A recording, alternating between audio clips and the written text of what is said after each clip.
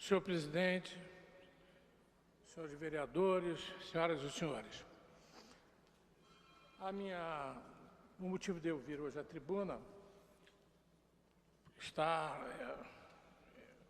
calcado nos documentos, nos jornais que foram publicados nesses 10 dias e que, portanto, me chamaram a atenção. Senhoras e senhores, nos últimos dias, analisamos todo o noticiário a respeito do terrível assassinato do médico na Lagoa. Foi-se mais uma vida. Morreu violentamente um homem justo e trabalhador. O autor do homicídio deve ser punido na forma da lei. A minha fala, contudo, repousa na acusação que fazemos à sociedade e ao Estado por sua imperdoável negligência. Cuidar das crianças e evitar que elas se transformem em infratores deve ser prioridade 1.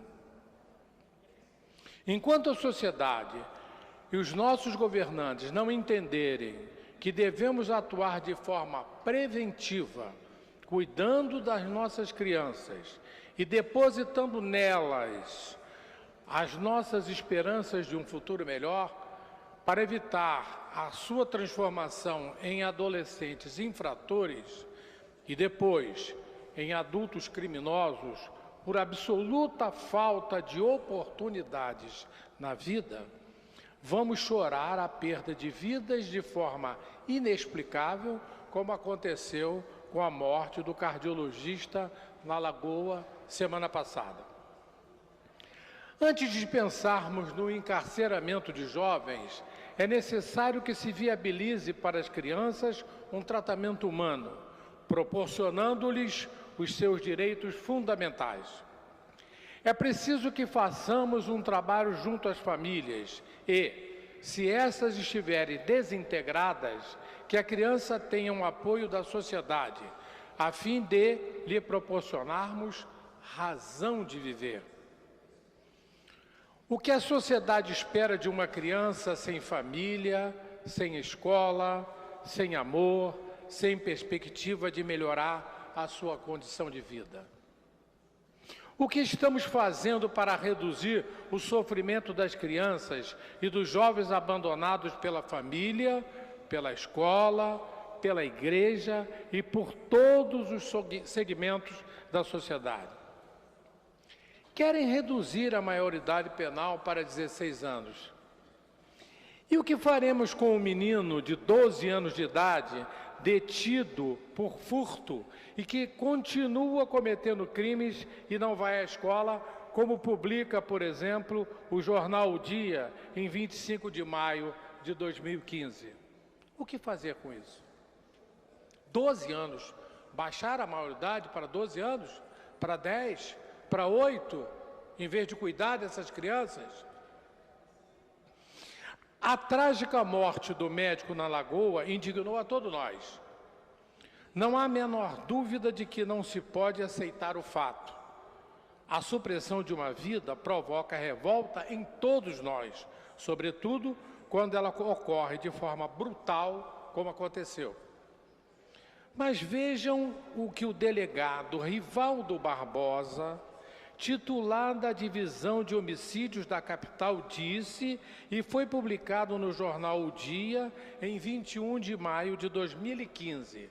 Palavras do delegado Rivaldo Barbosa. Para mim, esse adolescente também é uma vítima. Se as pessoas virem onde ele mora, vão entender o problema social. Segundo diversos jornais, o menor acusado de matar o médico tem perfil da maior parte dos infratores internados no Rio, ou seja, 95% deles de 16 anos. não completaram sequer o ensino fundamental, cursando até o 6º ano. Abandonaram a escola por discussões com colegas e com professores, e por vezes pela repetência ou por desestímulo nas unidades escolares. O traço comum entre eles se dá pela forma como são tratados pelo Estado. Além da idade, eles têm em comum a ausência dos direitos garantidos.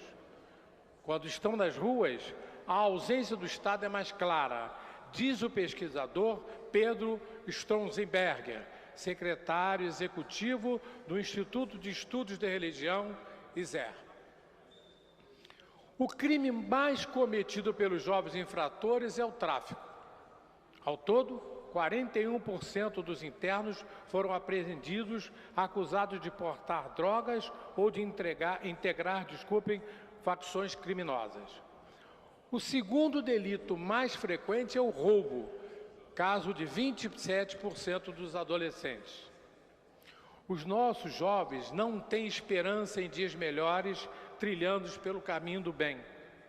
Vejam as medidas atuais que demonstram o desinteresse do Estado para com os nossos jovens e para com as nossas crianças. Primeiro, desemprego castiga mais jovens. A priori, no mercado de trabalho, está castigando de forma mais intensa os brasileiros que têm entre 18 e 24 anos. Essa notícia é do Globo, de 22 de maio de 2015. Se não há emprego, como sobreviver? Qual o caminho a ser trilhado pelos jovens desempregados?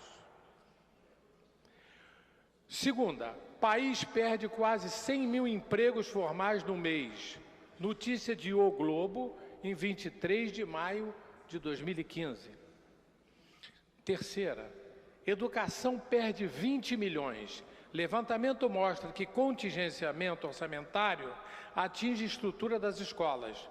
Essa notícia é de um dia de 23 de maio de 2015 e ela é referente ao Estado do Rio de Janeiro. Quarto, corte no orçamento será de 70 bilhões. Ministérios mais afetados serão os das cidades, que perde 17,2 bilhões, a saúde com 11,8 bilhões e a educação com 9,4 bilhões. Essa notícia não é minha, é do Extra, 23 de maio de 2015. 5.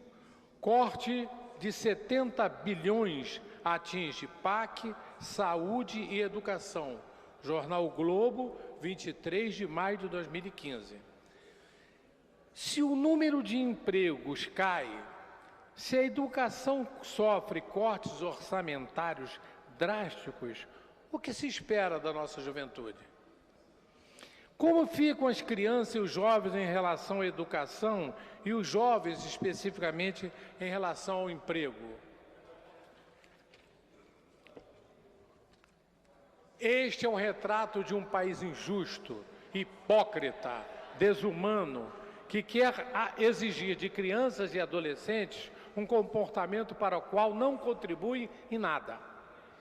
O Estado volta as costas para suas crianças e para os seus adolescentes, quando se trata de promover justiça social e quer, como mágica, que esses mesmos desamparados se tornem padres ou freiras. Como isso é possível?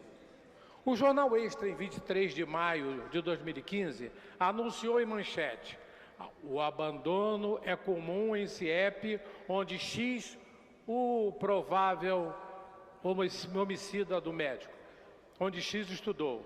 E mais, o mesmo jornal, a tragédia antes da tragédia na Lagoa. Esse adolescente acusado do crime na Lagoa, segundo o relato de professores, sempre foi rebelde e não tinha acompanhamento da família. O que o Estado fez por ele? Se todos sabiam desse comportamento, por que não atuaram? O jornal O Dia, em 22 de maio de 2015, estampou: do sonho à criminalidade. Menor suspeito de ação na Lagoa queria ser lutador de judô, mas aos 12 anos começou a roubar. Por que ele não foi encaminhado para uma atividade de seu gosto e que poderia reduzir seu grau de agressividade? Senhor presidente, eu peço um tempo a mais para concluir esse tema que é nevrálgico na nossa sociedade. O jornal Extra, em 23 de maio de 2015, anuncia: tragédia que pode ser traduzida em números, e segue: escola onde X estudou teve o dobro de abandono em relação à média da rede municipal.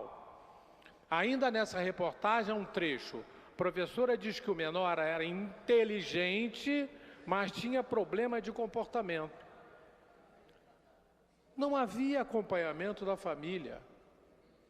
Em entrevista ao RJTV, o secretário de Desenvolvimento Social, Rodrigo Abel, disse que X, o suposto homicida, tinha um comportamento normal no colégio, com boas notas, mas deixou o CIEP após a discussão com um professor. A família chegou a ser informada. A escola comunicou ao Conselho Tutelar e à Assistência Social. Apesar disso, chamamos a família e ficou notificada a negligência da família. A família não compareceu à escola, não compareceu aos equipamentos da assistência social. Aí eu pergunto, que família? Esse adolescente, com 16 anos, acumula 15 passagens pela polícia. A primeira quando tinha 11 anos. Vamos baixar a maioridade penal para 11 anos? O pai, ele só viu 2 vezes. A mãe, catadora de latas, foi indiciada por abandoná-lo com fome na rua. A outra barreira de proteção ao menor também falhou. Ele desistiu dos estudos no 6º ano. E a recíproca foi verdadeira. A escola também desistiu dele.